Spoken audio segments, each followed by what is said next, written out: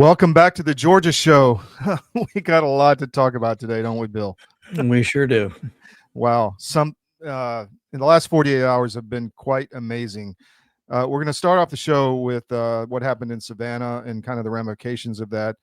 But before we get to that, I want to just, we don't have the B-rolls yet, but we're going to get a lot of footage about Avelo Airlines and graphics to be putting up December 30th, January 1, actually, that will start on all of our sites. We're really excited about that relationship, and they're one of our new advertisers. So if you want to advertise, give us a call. Contact us on the Georgia Record, and we'll talk with you. And they reached out to us, so we're very excited about that occurrence.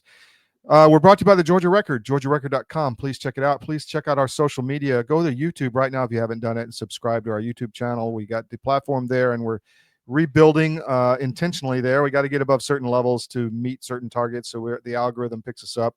So please help us out that way. CDM1 on Rumble, CDM_press on X, and Georgia Record on, I forget the exact Georgia Record on the handle on X, but we're there as well. So please sign up for all that. Sign up for our no ad subscriptions. It's my.cdm.press, and you get access to all of our content with no ads. And you know what? We're ramping up the ads because we got to survive and pay our massive hosting bill every month because we're so big now. So please support us that way. We really appreciate it. Bill, what do we got today? All right. So we're going to start off with actually your report on what's happened down in Savannah with the horrendous attack on a young lady and how it may relate to some other things we're seeing. That report has been picked up now by Real America's Voice. You appeared with Bannon, and gosh, you're topping hundreds of thousands of views from what I can tell. So we're going to show that first. Then we're going to go into what we believe are parallel, sort of common themes occurring, and we're spotting them across Georgia counties, across dynamics in Georgia, where the bad guys, they, if you will, are going to massive lengths to try to keep truth hidden. And we're going to show that not just here, but across the country in a couple examples. So that will keep us busy today as we delve into that. And then we've got we aired one special last week on one of the Georgia counties. And now we have a second county who has similar but slightly different issues, but a very common theme. And we'll have a special coming up in the next 48 hours on that. Well, I just wanted to say again, kudos to you and your team for uncovering all of this information. I know you have a very extensive sourcing network across the great state of Georgia, and people need to realize that and realize the kind of reporting and investigative work that you guys are doing.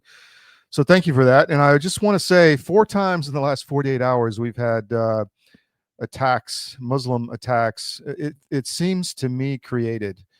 And we were talking about this beforehand, but it seems to me, look over here, don't look over here.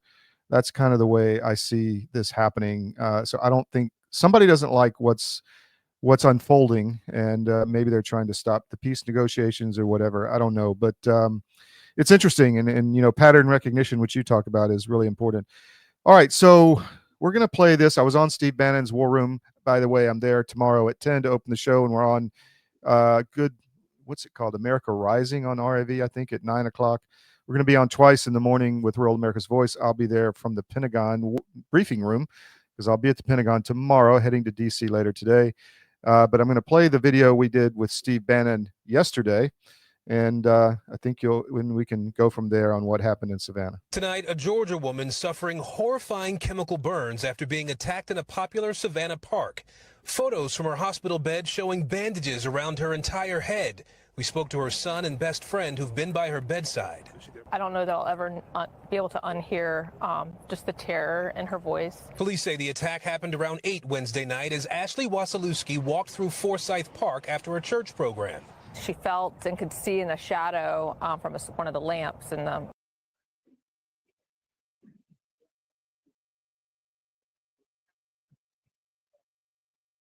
Wasilewski's clothing started disintegrating. She looked down and she could see that her pants were burning off of her. She was later flown to a burn center in Augusta. The FBI now working to identify that chemical that left her so badly scarred. Savannah's mayor posting this photo of what he calls a person of interest, asking the public to help identify him. Forsyth Park is an iconic tourist attraction. Forsyth Park, Even featured in films like 1997's Midnight in the Garden of Good and Evil. Savannah police now stepping up patrols at parks across the city and saying that based on their initial investigation, the victim does not know her attacker.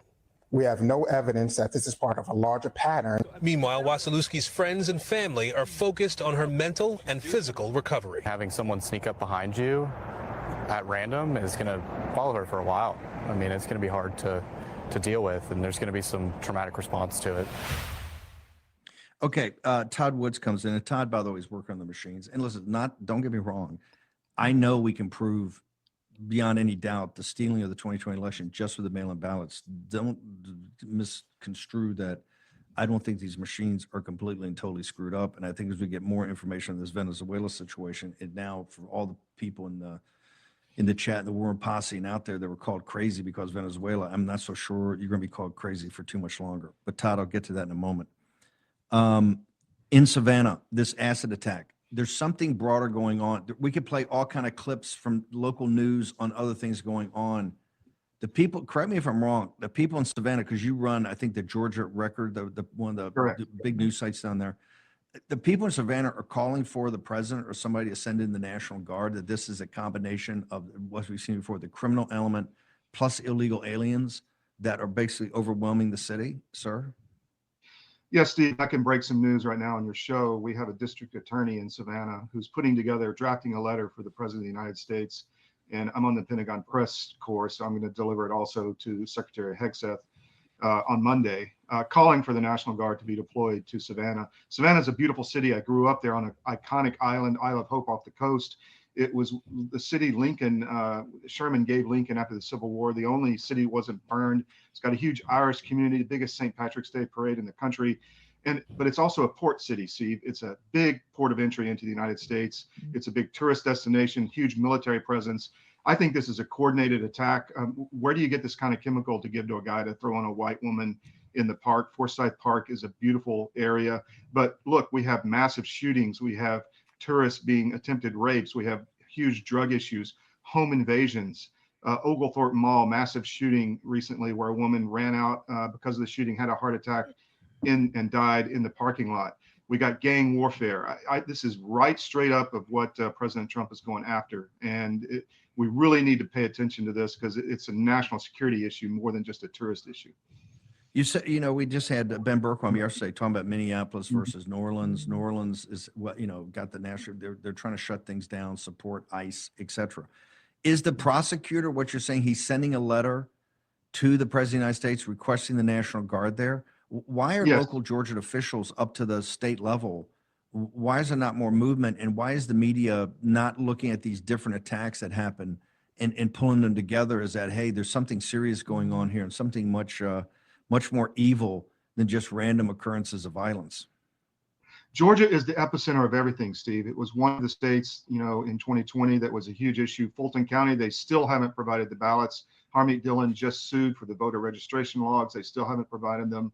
Raffensperger is preventing this. Kemp is preventing this. Kemp is, in my view, in bed with a lot of the globalist actors. He goes to Davos often. This is a globalist government in Savannah, and it's purposely allowing this crime to develop out of control. It's an incredibly beautiful place, and we have to prevent this. And I heard a citizen this morning who called me, we're becoming New Orleans. We can't let that happen. So there's just massive importance behind protecting this incredibly beautiful city. I'm going to ask you to stick around because you got some thoughts. I'm about to get into some economics here, and I know you're a former bond trader. I want to get you back in here. But before I let you bounce for this segment, tell me about the woman. She had acid thrown in her face. How serious? Her in the hospital bed looks horrific. Her whole face is bandaged. I mean, how bad is this? Steve, it's 50% of her body. Her phone and clothes were melting, I'm told. I mean, this is not a random chemical the guy got out of Walmart. I mean, this is something I think that was provided to shut down tourism in this city. I mean, you can't imagine the pain this woman's going through and the reaction in the town. I mean, we have the Georgia Record, georgiarecord.com. Go there if you're interested in Georgia. We have people calling us all night long. You have to do something. You have to get this out. So we got the story national. It was on the local news, but we broke it nationally, and it has to be paid attention to, because this is, you know where this goes. It leads to what's happening in New York and other cities across the country. And particularly in Chicago, where we started with Rachel Maddow mocking people because the National Guard's been pulled back. Todd, why don't you hang on a minute? I'm going to get you back in here in a second on some other topics. Todd Woods, give me a minute. You know the Ukraine situation as bad as anybody. How dangerous is this, what just happened? Look, what your audience needs to know is that the Europeans want a war desperately. They want a global conflict. Putting American forces or a security guarantee in East Ukraine or in Ukraine at all is a tripwire to a much greater global conflict. We have forces there. They can do false flags, all kind of things. Ben Hardenwell is exactly correct. And I would borrow a phrase from you, Steve, U.S. security guarantees or U.S. forces on the ground for some kind of multinational force. How about no? We need to pull out of Ukraine completely. It's not our fight. We have plenty of problems in the Western Hemisphere. And you can find me on Real L. Todd Wood on X. And please tell your audience to go to cdm.press a few times a day. Put us in your daily scan. Thank you.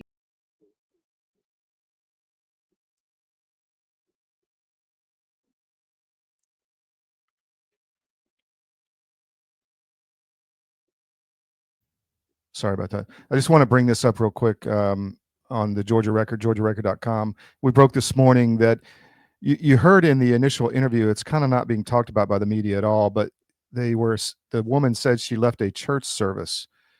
And so we've had word from inside the law enforcement community in Savannah that they think this is a targeted attack against Christians.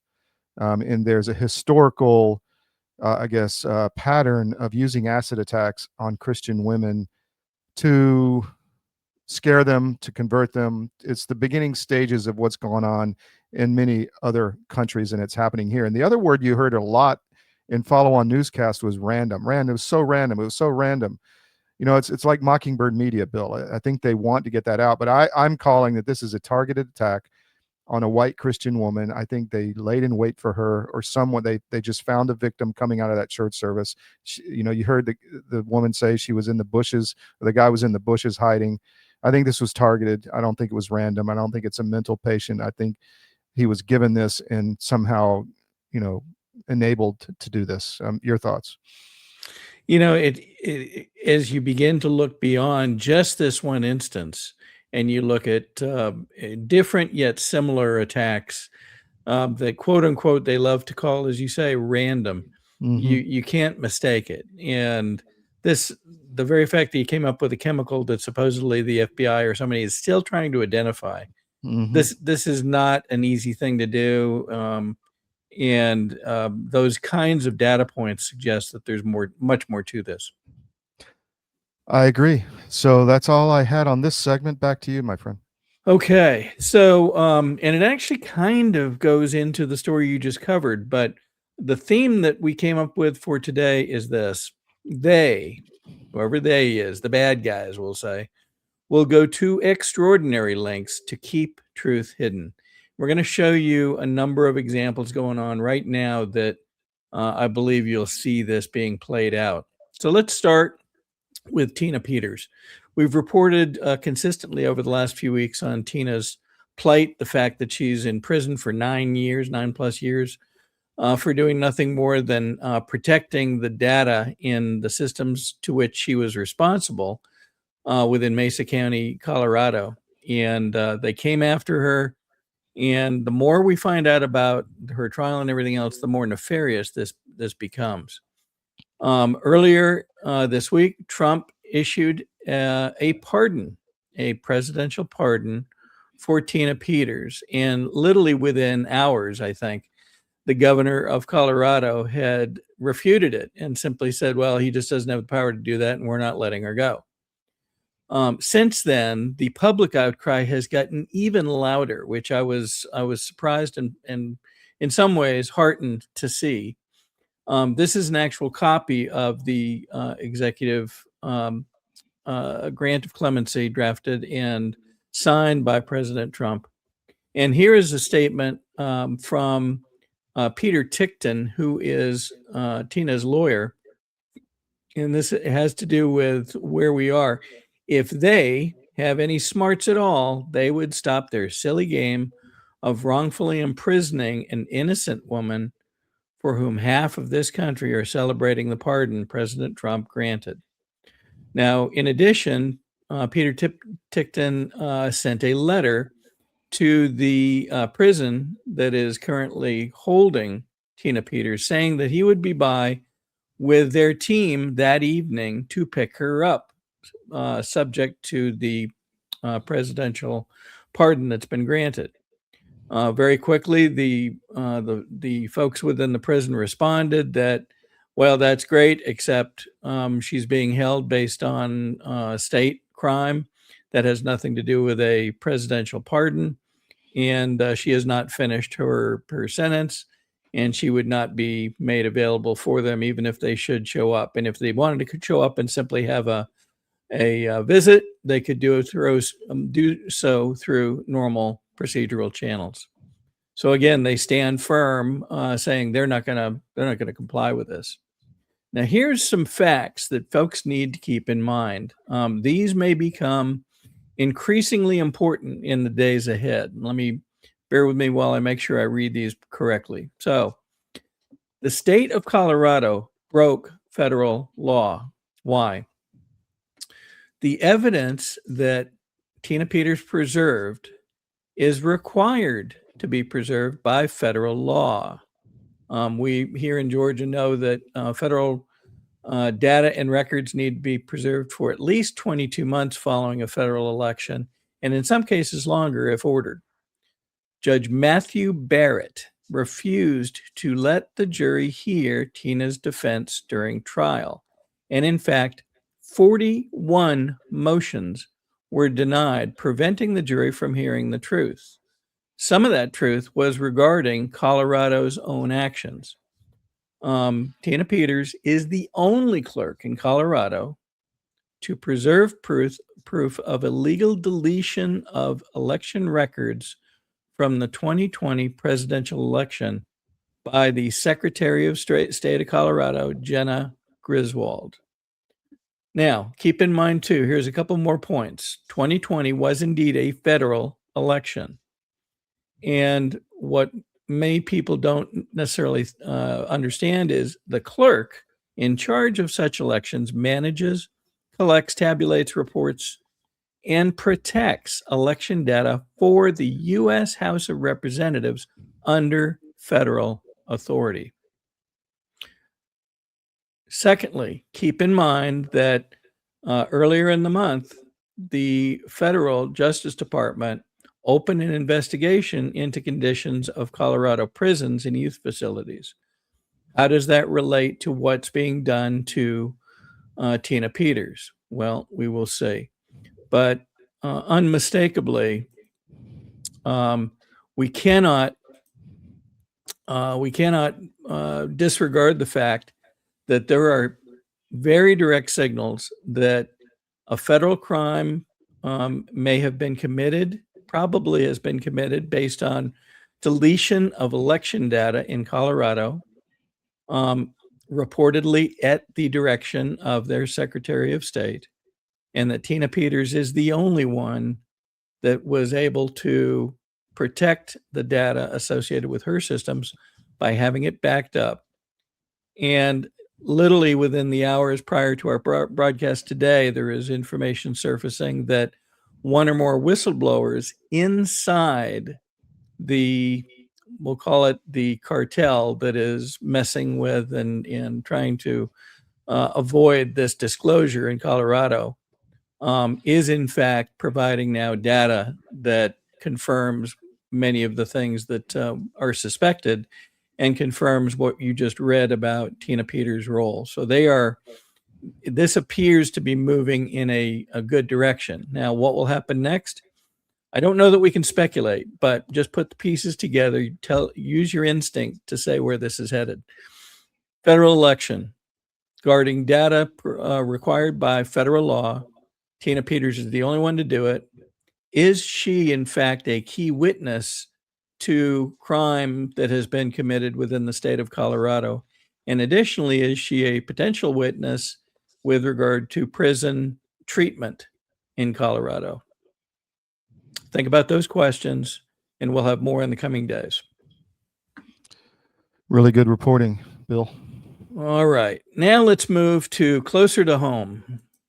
You'll recall back in July, we began, after July, a couple of months ago, we began reporting on the DOJ's requests at that time for information regarding the ballots in Fulton County, ballots that, given a number of different requests and subpoenas and other things, have failed to be delivered by a number of folks. We're going to talk about some of them in just a moment. But remember that Ed Martin, the Deputy Attorney General for the United States, requested these. Fulton County made really no move to deliver them. And subsequently, there was a demand. Fulton County made no move to deliver them. And so now there has been a suit filed. We'll get to that in just a moment. But as part of one of these requests, the head of the Fulton County Board of Registrations and Elections went out and astoundingly retained counsel without a vote of the board. We've seen this in the past. We've seen chairs of some of these organizations. You'll recall that we've reported about Mr. Fervier, the chairman of the state election board, going out and doing certain things on his own without a vote of the board. Not supposed to do that. Sherry Allen goes out and retains counsel without a vote of the board. Probably not supposed to do that. And who does she retain? She retains the firm of Kilpatrick, Townsend, and Stockton, the former firm where Charlene McGowan, the general counsel for the Secretary of State Raffensperger, worked. Isn't that interesting? Here is their response to the DOJ's request for records for the ballots. And I pulled out one particular sentence. And again, I'm going to ask people to use their knowledge. I'm not asking you to be an attorney. I'm asking you to use common sense.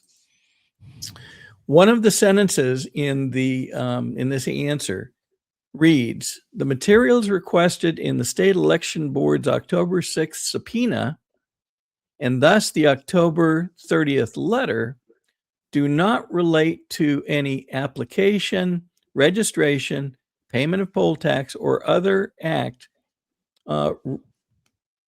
requisite to voting." Remember, they asked for the ballots. The one case cited in the October 30th letter, and they go on to call out the particular case cited, says that case dealt with a registration list, not ballots. But just think about that for a minute. The position apparently that is in this letter being taken is that the ballots don't relate to the elections. They don't relate to the application, registration, payment of poll tax, or other act requisite to voting. Okay, I will reserve comment on that. Again, former firm of Charlene McGowan. Now, recall that going back, and here is where we go back to a July report we issued on this. Charlene McGowan, general counsel for Raffensperger's office, the Secretary of State, sent an email in response to a request for those same ballots back in May of 2024. And Ms. McGowan states, "However, we can make the files available for inspection so long as the board, the state election board, is in agreement that this case is fully resolved and closed." Tell So us you can it's see the closed files if you close the case. close the case first. Yeah, you Yeah, have to yeah. confirm it first. Yeah. So, again, does this relate to the theme of today? I think it does. And then here, Georgia hiding ballots as Raffensperger blocks DOJ from revealing voter rolls. Now, keep in mind, several parties, myself included, had a case against Raffensperger that he was not cleaning the voter rolls, reviewing them as he should be. They worked hard to get that dismissed We are trying to get it reinvigorated. But notably, what's he do right after that? He goes off and reviews the voter rolls and says, I got to take out about 500,000 of these because people have moved and other reasons. Mm-hmm. Just this week, we saw the latest state election board hearing in which, in one case, one of the attorneys in the room, Ann Brumbaugh,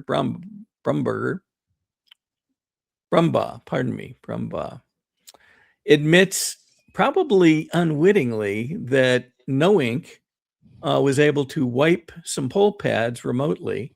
This after years of people saying, oh no, they can't communicate. And then, in addition, one of the cases reviewed, a complaint issued by David Cross, causes the state election board to ask the attorney general to issue $740,000 in fines to Fulton County again, because they've failed to follow election law and have signed tabulator tapes, some of which have other anomalies that just don't make sense. Have they actually issued those fines yet? I think that's the possible fines, correct? Possible fines. I don't know that the Attorney General office has acted on that request yet.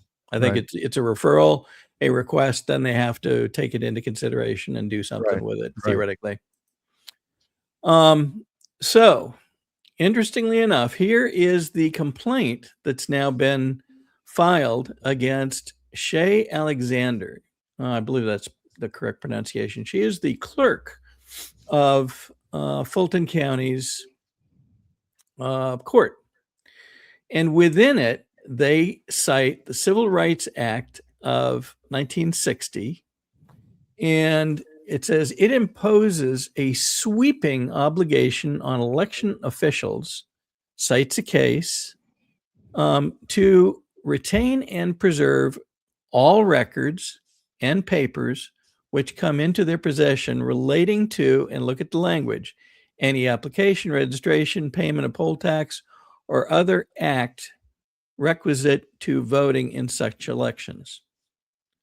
To a common, regular thinking person, would that include the ballots? Indeed, in my mind, it would, and I think in the minds of very many common sense oriented individuals.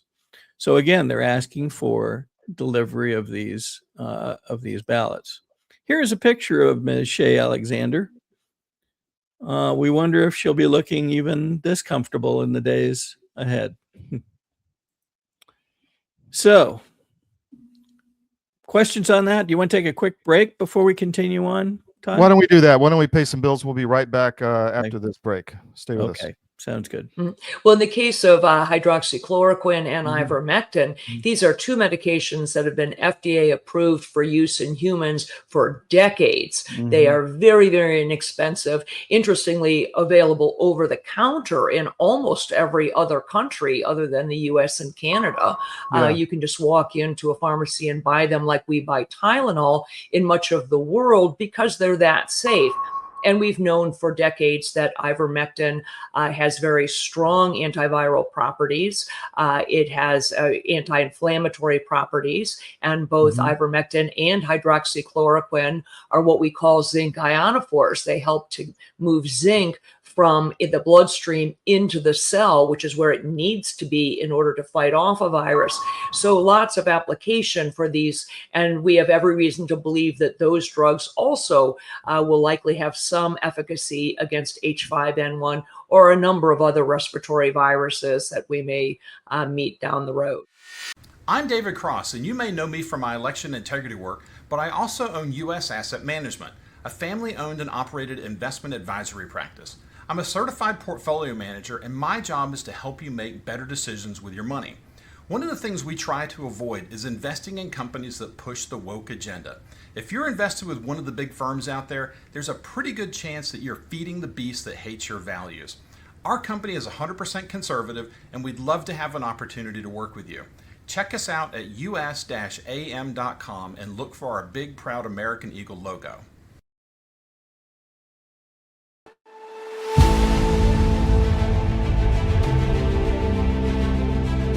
I'm watching my friends gain more and more weight. And then eventually, I got to tell you, this is a little dark, but bad diet literally killed my whole crew. Wow. Diabetes, a stroke. I mean, all kinds of stuff. It's like, you had a stroke? You're not even 50 years old. You guys got to quit eating this stuff. Your body knows what's what. You're not conscious of this. But that's why people will go to the refrigerator and they'll grab this and that and the other and put together this outrageously elaborate combination of foods. Your body's trying to reach balance. Unbeknownst to us, our bodies are always trying to reach homeostasis. You can't eat all of this stuff and expect to live a long time. And one thing led to another. And I went, forget this. We're going to make our own product. So we partnered with one of the world's top 3 biochemists where nutrition specific study is concerned. I said, all I want is the best nutritional and immune support product in the world. So we mixed it in yogurt. It's a powder. I got a bag of it here. I keep one on the console all the time, just so I can show people. Yeah. And it's a powder. Now, this is not candy.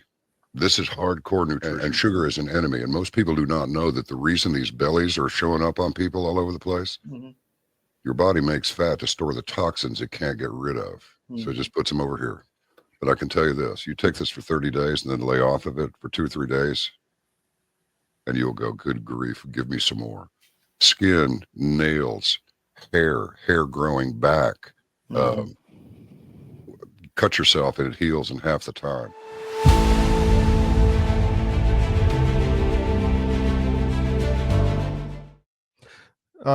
So Bill, one of the things we like to push here is resiliency and taking care of your own health. And the cdmnutrition.com, where you can look at Nucleo Boost and what it does, I would suggest go there, play around with it, and look at all the ingredients. What I can tell you is that it brings us a lot of stamina. I'm about to go on the road. I'm going to take the capsules. There's also the powder that I use when I'm not traveling, but Nucleo gives you everything you need so you can fight off disease. And on that same vein, if you go to the wellness company, twc.health/CDM, use promo code CDM, you get 10% off. They've got they're coming out with new products all the time. One that's been flying off the shelves with us is Energize. It's a new, they nickname the Fountain of Youth, but it's essentially to energize your cells, to keep your energy throughout the day with natural materials. So check that out, twc.health/CDM, and use promo code CDM. Spend some time on the website, get some stocking stuffers, and protect your family. All right, Bill, back to you. That's great. Before we move on from health, I will be speaking with Nick Hulsher, one of the key epidemiologists from the McCullough Foundation, and we'll be talking about some of the new discoveries, some of the new studies they have been participating in, some of which are quite concerning, perhaps in some ways even more concerning than some of the stuff they brought out in past months. And so I expect we'll have that available for Wednesday's show and perhaps a special next week. All right. I was just going to say, we have a very good relationship with the McCullough Foundation. Really appreciate that relationship. So thank you. We do. We do. All right. So last week we aired a special on Forsyth County and the just astounding mechanisms they've employed or deployed to try to avoid turning over information and disclosing information about communications between the county commissioners and themselves. And in some cases, it appears to include some elected officials as well. And so we aired a special along with Scott Howard to talk about that and give people the facts and let them see what is currently being discovered and some of the astounding lengths that Forsyth County has gone to, up to including trying to charge $600,000 for disclosure of some of these communications. Now comes a story out of Floyd County that I believe you'll see has a number of interesting parallels. It's not the same story, but again, we have this back to the theme for today. What is it that these people are fighting so hard to hide, and why? So we'll start from sort of the beginning that the public saw. There was a gentleman, Mark Swanson, who asked for time to speak to the county commission because he had discovered some things that had to do with one of the firms they were considering hiring, and also some of the facts surrounding the elections in Floyd County. And he wanted to make sure that the county commission was aware of these and very frankly put on notice about them. In the course of that, he asked for time. He asked for 15 minutes to speak. And the answer is, well, the board will have to take a vote on that. And then as long as it passes, we'll give you your 15 minutes. Well, he gets there for a pre-meeting, a caucus meeting, I believe it's what it's called. They never brought up his request. They never brought up their response to his request. They get eventually into the main meeting. And the first thing they say is, well, everybody's going to be limited to 3 minutes and may not go over. And so Mr. Swanson decides that this is just not appropriate. He's going to demand his 15 minutes and try to make this statement. Goes back and forth with them for a few minutes and then begins his statement. And here's what happens. Your time is up, Mr. Swanson. I'm here for 2 reasons tonight. To humbly request that you delay adopting the resolution to hire McRae, Smiths, Peak, Harmon, and Monroe, the firm, for 30 days until a public... At that point, they shut off his microphone.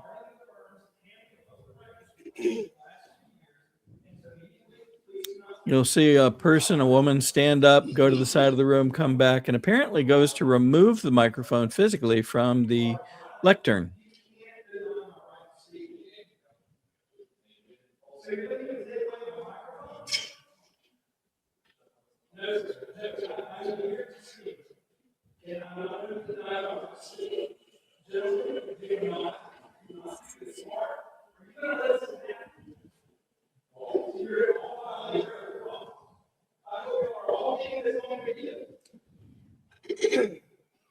Now, viewers may recall that we showed something quite similar about a year and a half ago that happened to Beth Majoroni down in Chatham County. She too was physically removed from a board hearing by the police, picked up, even though she was wearing a skirt, picked up bodily by her feet and her shoulders, carried outside, and in her case, she was deposited on the sidewalk and told to leave. In this case, this went even deeper. What ended up happening is they actually arrested Mr. Swanson, and they charged him as follows. You're looking at the actual booking sheet, I think is what they call it. But look at what they charged him with. Preventing or disrupting a lawful meeting, 16 OCGA 161134.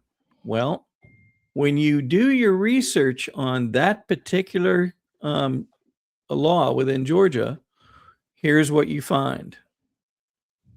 And guess what the courts deemed about this law going back to 2006? They deemed it unconstitutional. Supreme Court of Georgia took this law and said it was unconstitutional all the way back in 2006. But they arrested him on it, charged bail, finally let him out. Remarkable. And even more remarkable, when the district attorney was reminded that what they had charged Mr. Swanson with was an unconstitutional law. And here she is, the district attorney Lee Patterson in Floyd County. Her answer to Mr. Swanson's attorney, her reported answer was, yeah, I know, but I'm considering adding obstruction to the charge. So this went on for quite some time. Mr. Swanson was, like what we heard from Mr. Howard regarding Forsyth County, he was smart enough to begin delving into getting information that, according to Georgia law, they must deliver to him. And so he goes into the course of looking at emails, text messages, phone records for the county commission, the police who were involved. There were apparently 7 police officers that were involved ultimately, this district attorney and others. And lo and behold, he finds that as he receives these records, many are redacted. Now, why would they be redacted? Well, in this case, this happens to be the chief of police, Mr. Wallace, and apparently there are several phone calls that he is seen receiving or making, or both, right around the time of the executive session, just minutes prior to this arrest of Mr. Swanson. Who were those two? Who are those from? Well, that appears to be part of what may be redacted in these records. In addition, as he received other documents, this happens to be part of the standard operating procedure manual of the Floyd County Police Department. They redacted a page out of this. Oh my goodness. Who redacts their standard operating policy manual or procedure manual? Then he comes across this, and I know it's small. You won't be able to read all of it. I'm going to show you a blow up of it in just a moment. This is an email from the county attorney, one Virginia. Bear with me for a second. Let me get my bigger version of it.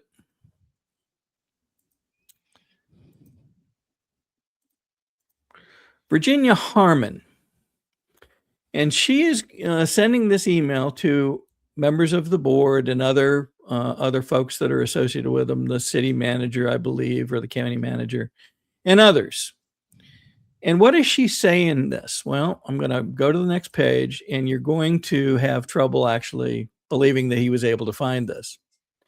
Within this communication, here's what it says. Commissioners and staff, I will not be copying you with all Mark Swanson related emails, but did want you to see the response below to the one where he demanded that commissioners and others be present and film some record production. He is absolutely out of line. I do plan to give you a further update Tuesday in executive session. Now, executive session means they are not in the public eye.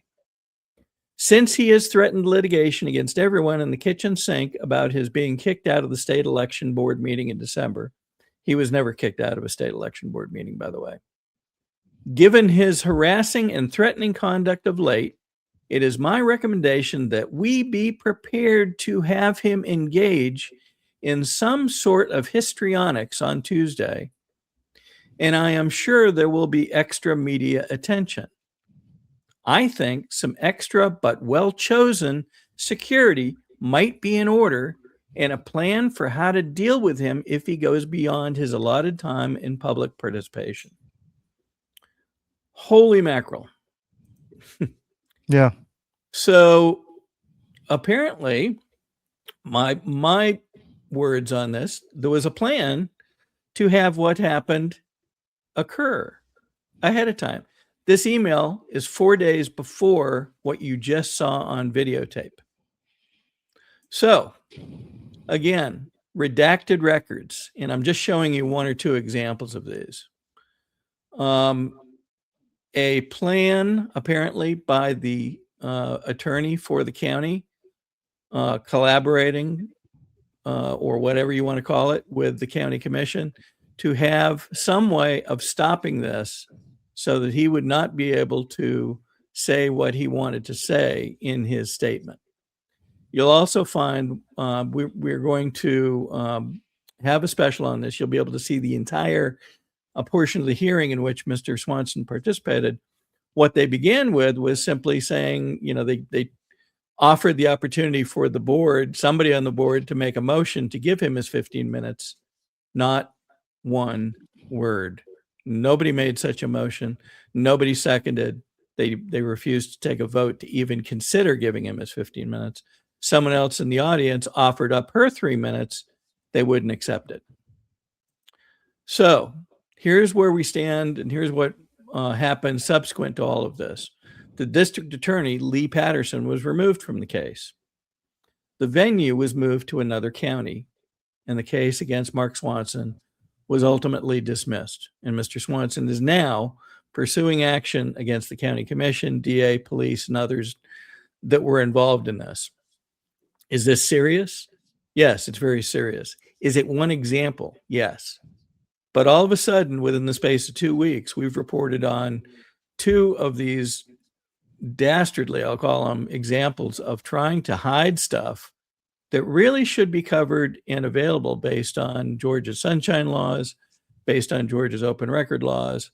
But more importantly, you see people, county commission in this case, actually planning against truth coming out or even a statement from a citizen being made in open public venue. Wow. What will it take to get past this? And do we believe that this may be occurring in other counties? Yes, we do.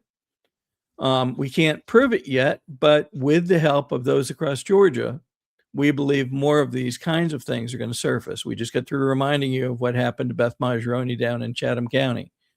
What was it that she was trying to relate that they didn't want to have come out? What's going on in Forsyth County they don't want to have seen? What was Mr. Swanson going to offer that they did not want here in Floyd County? And we would invite those in other counties where this may have occurred or something similar to come forward and work with us in a confidential way so that we can continue to make these situations known. Funny how bright light is one of the best disinfectants for these kinds of problems. So, well done, Bill. I'm looking forward to seeing that special. It should be very interesting. We right now, I don't know if we're going to bring it out Monday night or Tuesday night, but we expect that. For folks that want to learn more, Mr. Swanson maintains a Facebook account, and you can learn more there. He's quite good at posting updates on what's happening. So you can look there, and then just watch watch the Georgia Record for when the special is going to come out. Excellent. All right, Todd, back to you. Okay, so I'm going to play a short clip we did with Chris Gleason on my show, The Skiff, this week, and I think it's good to keep the focus on the elections. Let me just make that bigger. Here we go. 1 second. I'll bring that in, and I think Chris has a lot to say on the elections, so I want to keep this front and center. Bring in Chris Gleason, and let's talk election fraud. How you doing, Chris? Hey, doing great, Todd. How are you? I really appreciated you coming on and committing to doing this weekly, because we got to fix the elections. And we're going to throw this interview on the Miami Independent later today. But what are the priorities right now, Chris? What's happening? We just had elections in Miami. Nothing has been fixed. Yeah. Nothing's been addressed.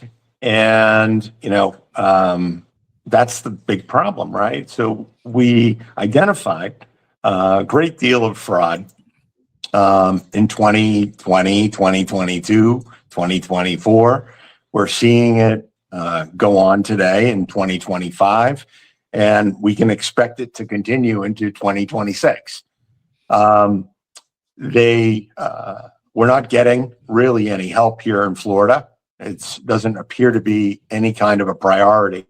And I think that the election results in Palm Beach County and in Miami should be a wake-up call. And because this same pattern is what we saw everywhere else in the country in November, right? Yeah. Democrats, they won everywhere. It's not because they're winning the ideological war, okay? Because their ideas are a failure. And, so what is it? Well, we know for a fact, because we've been looking at the government's own data, that there's still a huge issue with vote by mail fraud. And, we're trying to hold people accountable. And didn't Trump put out an executive order on that or something? I mean, what happened there?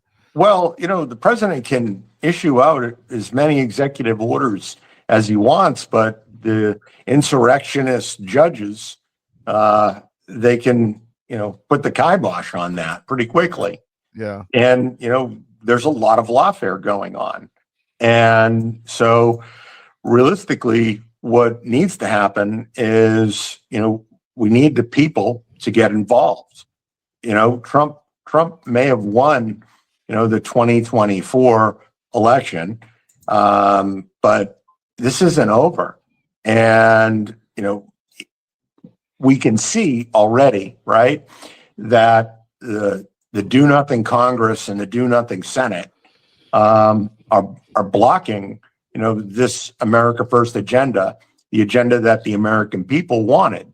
Mm-hmm. So, we see it everywhere with the lack of confirmation of his appointees, right? He can't get a U.S. attorney appointed anywhere and confirmed, right? And is that by design? Is that the deep state, preventing him from implementing the agenda that the American people voted for? So we have to, we're fighting here in Florida, and despite not getting any help, and this is going on in the president's backyard, Palm Beach County. Yeah. We saw a lot of vote by mail fraud there in all of the elections. Trump didn't even win in Palm Beach County, allegedly, right? He really did, but the fraud was so overwhelming in Palm Beach County that he didn't win, and nothing there has been fixed. So Maria Zack, her race, she lost ostensibly through vote by mail ballots. We have identified a fair amount of impossible ballots that were sent out or requested, then sent out, received, and then they came back, and then they were cast. And we have boots on the ground there, and they're telling us, no, these voters, these people, they're saying that they did not actually receive a vote by mail ballot. They did not cast them. And according to the United States Postal Service's own documents, their own data, there's no way that these people should have even received vote by mail ballots. So we have things like properties classified as vacant. Mm-hmm. And that would mean that somebody has not received mail at this address for 90 plus days. Yeah. So if somebody isn't receiving mail at a particular address for 90 plus days, why would they request a vote by mail ballot to that address? And if they did, how would they receive it? And so there's a lot. We've pretty much narrowed it down at this point here in Florida. We did that here in Seminole, the city of Seminole election. We did it in the 2024. We did it now here again, and we have massive numbers of vote by mail ballots being sent out to undeliverable as addressed addresses, and they're being magically returned. So, we've been talking with the U.S. Postal Service criminal inspectors, and essentially we've laid it out for them. We said, look, it's pretty clear what's going on here. According to the government's own data, either somebody at the Postal Service is harvesting these and casting them, or somebody at the Supervisor of Elections office is harvesting them and casting them. Bill, I'm going to leave that right there because we don't have time to do more on this, but there will be, well, you can see this video on the Skiff and also a clip on our Rumble and YouTube channel. So I want to talk about another story before we got a few minutes here before we close, and that is Georgia and Savannah again specifically, but this is a feel-good story. You can go to thegeorgiarecord.com and you can see the Savannah Christmas Market named a winner in 2025 USA Today Best Holiday Market Rankings. So the Savannah Christmas Market is a few years old, but it's getting rave reviews. And we did an interview. Again, they contacted us to want to get some press, and we're glad to see a lot of Georgia businesses and East Coast businesses contacting us to get access to the Georgia Record advertising. So again, if you're a business out there, give us a call. But you can go to georgiarecord.com and see this entire story of the Christmas market down on River Street. fashioned after a European Christian Christmas market. So I'm going to play the interview we had with the group running this market, and so I think you'll enjoy this. So here we go. We're here with Brigitte. Oh, let me start over. We're here with Brigitte Van Balen, who is the director of marketing for I think it's the Plant District Christmas Market. Christmas Market. Am I correct, Brigitte? We are at Planned Riverside District on River Street in Savannah, Georgia, and we do host the Savannah Christmas Market. This is I believe, 5th or 6th year. Tell us about the market. I've heard that people in Savannah love going there, and it's spectacular. So tell us about it, and what would they expect to find there? When you come down and visit our market, it is mirroring one of the traditional German Austrian markets. Our owner, Mr. Kessler, who is a local here as well, has a background in Europe, and he goes back every year and visits, and he's very in tune with the European traditions. So this market is mirrored to his experiences that he had in Europe. So that's what it looks like. That's really interesting because this is obviously an issue internationally right now, with a lot of these markets being under pressure by immigration and other things. And it's really fantastic that you have a vibrant one in Savannah. So what type of things should people expect when they come there?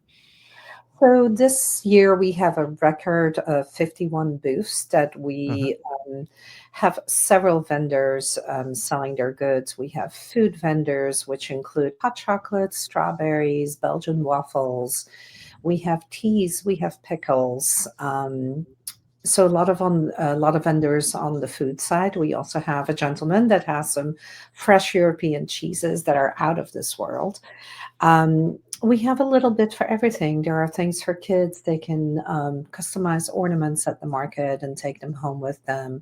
We have clothing retail vendors. You can make your own truck hat, which is a popular thing. And then we also have a gentleman that hand makes and forges all different type of knives that are very appealing to our male visitors coming down that are outdoors oriented. So really, truly a little bit of everything.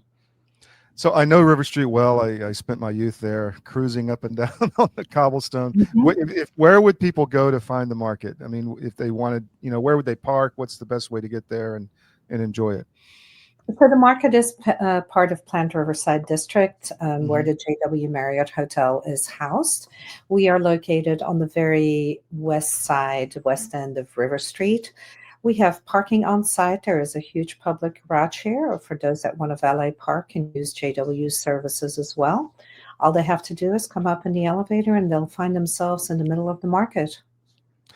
And what hours is it open? And through Christmas, I assume. Yes, we opened up back on November 20th. We're open every day between 11 a.m. and 9 p.m.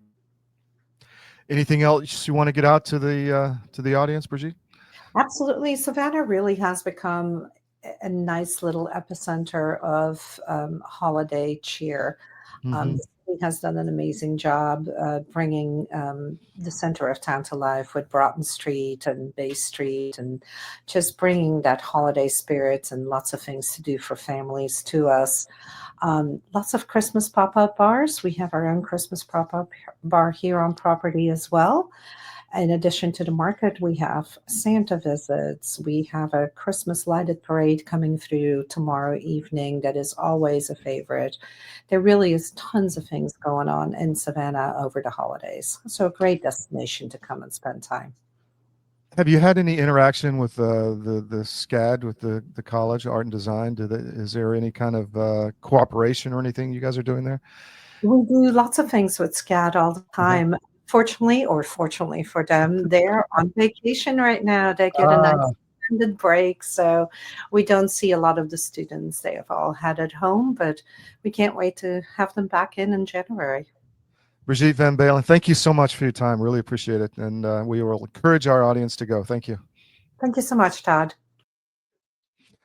Okay, Bill, that's all I got. All right. That was kind of an interesting segment. I agree. Savannah is a very interesting place. Lots of activities to do over and above the current Christmas event going on. Interesting Yes. tours. Even without the pop-up bars, there's plenty of bars. So, Well, I would just like to say one more time that there's a lot of businesses out there that may have been, what's the word, waved off from advertising with the more conservative news outlet like us. But I think that dam has broken, and we're getting a lot of calls. So if you're a business in Georgia or along the East Coast that you want to access the America First audience, we're it. So give us a call, contact us on the Georgia Record or cdm.press. That's all I got. that's great. All right. We'll be back with the Georgia show on Wednesday evening at 7, and watch for announcement on the Georgia Record as to the special we just talked about regarding Floyd County and the strange hidden stuff going on that they are trying to keep hidden, apparently. One more thing for me, 9:00, I'll be on America's Voice, Real America's Voice, American Sunrise, and then 10:00 on War Room tomorrow. I'll be at the Pentagon, likely reporting from the Pentagon briefing room, and the skiff will run as normal. We'll probably put a pre-tape segment together for that, but it will be on at 10 a.m. tomorrow, fresh content. So join us for that. Thank you, Bill. Thanks for being with us. We will see you soon.